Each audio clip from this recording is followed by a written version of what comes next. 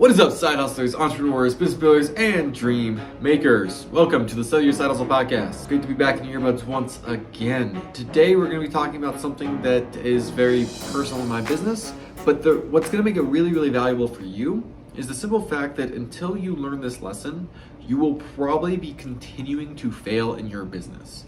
This is such a pivotal and important thing for those of us who are entrepreneurial, who are creative in nature, who like building things. Until you get this right, you will continue to struggle.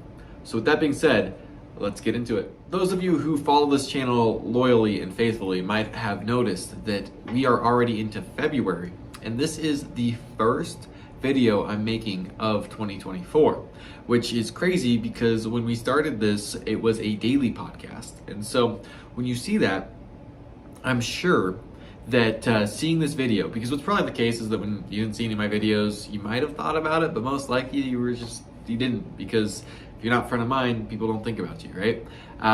Which is like marketing 101, frankly. And so you might, now that you see this video, watching this video, you might be like, hey, where's he been? He's gonna be back doing what he was supposed to be doing and doing everything that he worked on and tried last year and making everything happen. And well, that's where we're gonna start. So last year, and I realized this in December, by the way. I started analyzing this and processing this in December. Last year, I had a business that I was running as a solopreneur, meaning I'm in this on my own. I'm my entire team. Now, technically, I have like some VAs, but for the most part, it's all up to me, right? And so I was doing this, and last year was, in so many ways, like the best year of my business and the worst year of my personal life ever. And my personal life hit my business hard repeatedly, and I saw huge swings that were a consequence of external factors like family members passing away and stuff like that just impacts you psychologically. And when you don't have a team, it's all on you. In December, I started analyzing though, because I realized that despite those swings and despite the explanations for the swings, there was this obvious cap. There was this threshold that I could not get past. And I realized when I started analyzing it that the threshold was both revenue, but also client count.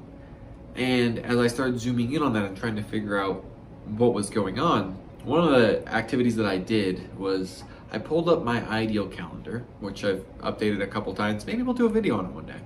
And I started looking at the things that I had committed to, and then analyzing the amount of time that it takes to do fulfillment for my clients. And I started mapping it out, and I found something really, really eye-opening. And that's that I thought that I was just having a hard time keeping up with making myself be productive. And in actuality, I had more things to do than I had time to do. And so it didn't matter whether or not I was productive. It was a technical impossibility to do everything.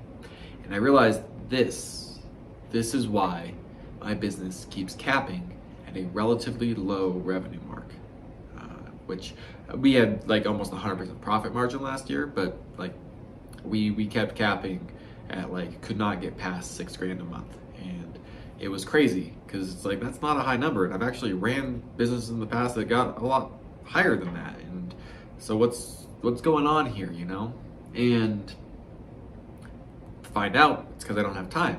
Why didn't I have time? I was doing too much. I was doing too many different things.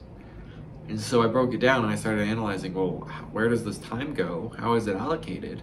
And what are the highest return actions that I'm taking? What are the lowest return actions that I'm taking? And what happened was, I've told you guys in the past, I had this like dual funnel process where I was doing the agency and I was doing coaching and consulting. And I thought that it worked really well because I had a lot of coaching clients who turned into agency clients, and it was like, this is a real powerful dual funnel. And I love coaching, and it's one of my favorite things to do.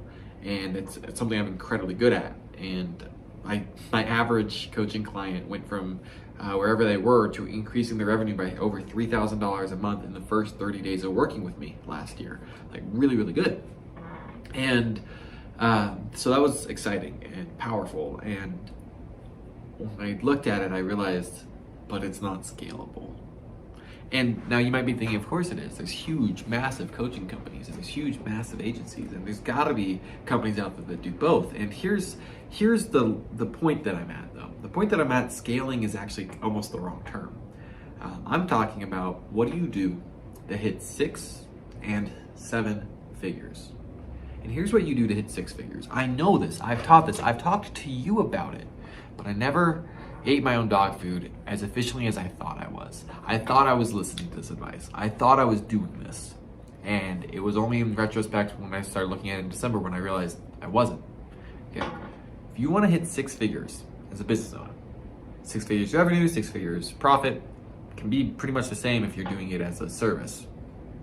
So if you want to hit 6 figures, one product or service to one audience through one marketing channel. If you want to hit 7 figures, do that same thing consistently and possibly introduce a second revenue channel, a second advertising marketing channel. But it's one thing, one service for one audience. That's how you get to 7 figures. And once you're at 7 figures, you can start expanding because now you have the resources. Because what I realized in December, to break it down technically, was I either need to increase the amount of time that I'm putting into my business in order to grow, or I need to increase my leverage, which is things like better software, teams, leveraging other people's time as well as my own, or I need to do less. I cannot commit more time because I am dedicated to my church. I am here, I moved across country to start a church, so that's what I'm doing. That's the actual fundamental, most important part of my life. So that comes first. I don't have more time to put into the business than I already am. Not an option. Leverage. I can't afford to hire employees yet. I'm not there. Don't have the profit, don't have the consistency, don't have the scope. So, not an option. My only plausible option was to reduce the number of things that I'm doing. And the lesson for you is one that I teach on a lot. I call it focus. Following one course until success. One thing, one audience, one acquisition channel, period. Do that until you hit 6 figures. Maybe introduce a second acquisition channel in order to get to 7 figures. Do not expand your offering until you're at 7 figures. And then from there you can scale. Grow. So what did I do? Well, I looked at all of my lowest value tasks, the ones that had the smallest ROI, and those are the ones that I just started cutting from my business. So as far as revenue is concerned, in January, I cut my business off at the knees.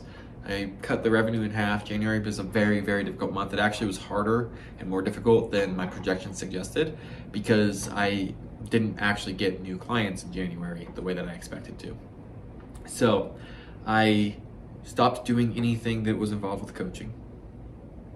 I stopped doing anything that's involved with selling courses. I stopped doing most of the services that my agency was doing, and I've zoomed in on one service.